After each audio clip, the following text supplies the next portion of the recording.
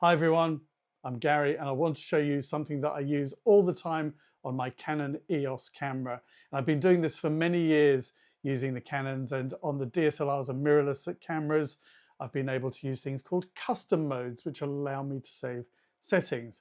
So let me give you an example of where I would use this. So if I was using flash, I often use it in manual.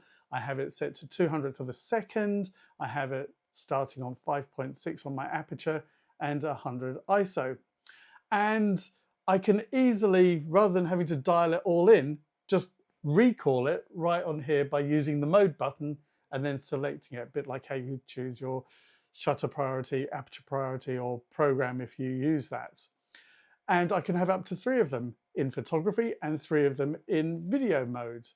Now, the thing is once I go into that mode, let's call it custom mode 1, I can still make the adjustments after that, but it remembers what I set. So basically what you do is you set everything up, put, like for the flash one, I put it into manual, put in my settings, and then I register it. And I'm going to show you that in just a moment. Now you can do this in video as well. Where I find this useful is when I go into slow motion.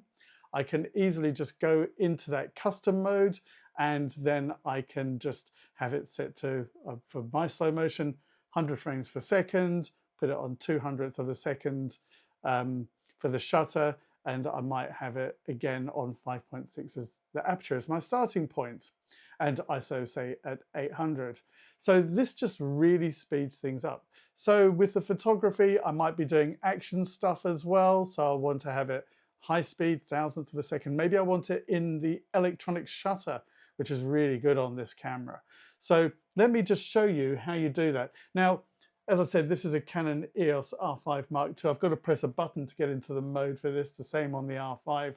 On other cameras, it's often a dial at the top, and you can see C1, C2, C3, custom mode 1, custom mode 2, custom mode 3. So things like the R6 Mark II have it as a dial on the top, but don't let that stop you.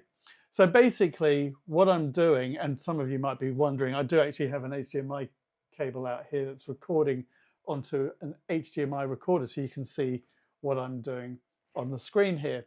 So I've just got it focused here on this, and it's all sorts of settings that I noticed that this could do. And by the way, just because I'm doing this on the Canon doesn't mean that other brands like Sony and Nikon don't have presets as well. So go and check that out. They might just not call it custom modes. So let me have a look here. So here I am. I'm just going to change this. Something like this I would probably have as aperture priority. So let's just change the mode to aperture priority.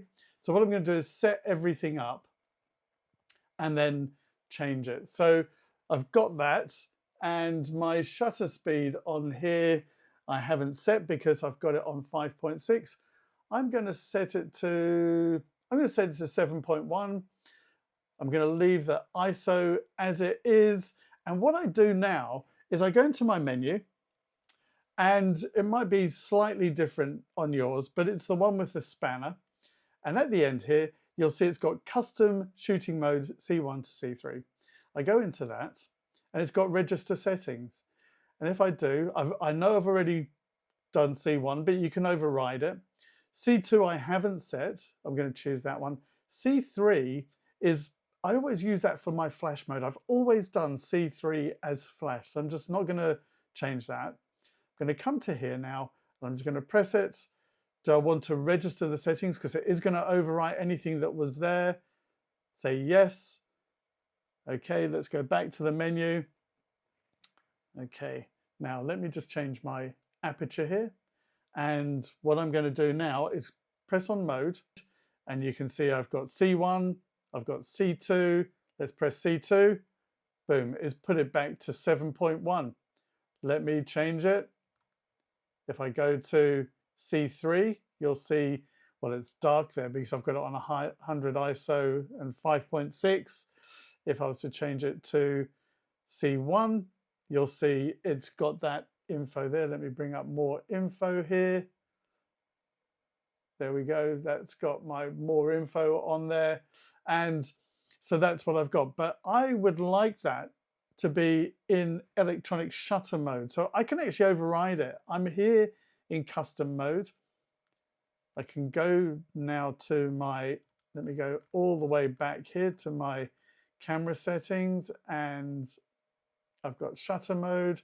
I'm going to change that to electronic. Now I'm going to go back to my custom modes here. And let me just register, and I'm going to put that into C1. Okay. You can now see in the bottom left-hand side, it's got ES for electronic shutter. If I now go to my C2, which we set up, it has got the 7.1 aperture there. And if I go back to C1 for the custom mode, you can see it has switched on the electronic shutter. The electronic shutter on this thing is mind-bogglingly fast. It is 30 frames per second. And if I do it, can you hear it? It actually sounds like a woodpecker. That is so quick. This has been great for when I've been getting action shots. So basically, I can set anything, pretty much anything in here, any of my settings that I happen to like, and it will then be able to recall them. And it's as simple as doing that. Now, I can do this in the video mode as well. So 3 can be preset in photography and 3 in video. So I'm now in video mode. What you can see, top left-hand corner, HC1M. The H is telling me that I've got it in high frame rates. So you can see down the bottom, it's saved it in 200th of a second. And it's also got f2.8 there, ISO 800. Now I can just go and change that. So let's say I prefer to have it as f4 as my starting point. That's a bit dark. But again, in the video mode, I can just go into menu and register settings, and I'm going to save it to C1 because that's where I'd like to have my slow motion settings on C1. You can choose whatever you like. Now, if I go from there to there, you'll see I've now got my standard settings here, 50th of a second, f4, ISO 800, and I like to have the waveform up there as well because there's not an easy button to just quickly get on there by default. So let me just show you. I go back to C1. I now don't have, I got a little warning there about recording time. I now don't have the waveform there. So again, I can just easily do that. Now, if I want to get rid of any of them, I can just go back into my menu, the custom shooting mode, and I can do the clear settings.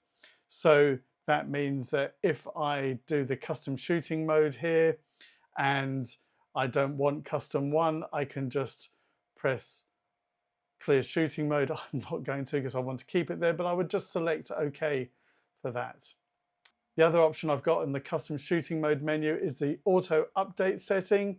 If I enable it, then what's going to happen, let's say I'm back here and I'm in my high speed one, C1, and I change my setting here to say f2.8. It should now automatically update that. Let me go over to C3, and it's on f4, which I expected. Just as a test, let's put that on f5, back to C1, and you'll see after that warning message, it's on f2.8 because it's remembered it. I didn't have to go and change those settings. So if I go back to C3, that should be on f5. So there you have it. You can easily set up these presets. As I said, I use them all the time, these custom modes. I think of them as a preset, and it's easy to do. And as you can see there, at the end, I changed it to auto update. So if I do change those, they automatically update there as well. If you do like this, please do like, share, and subscribe, and come back for more.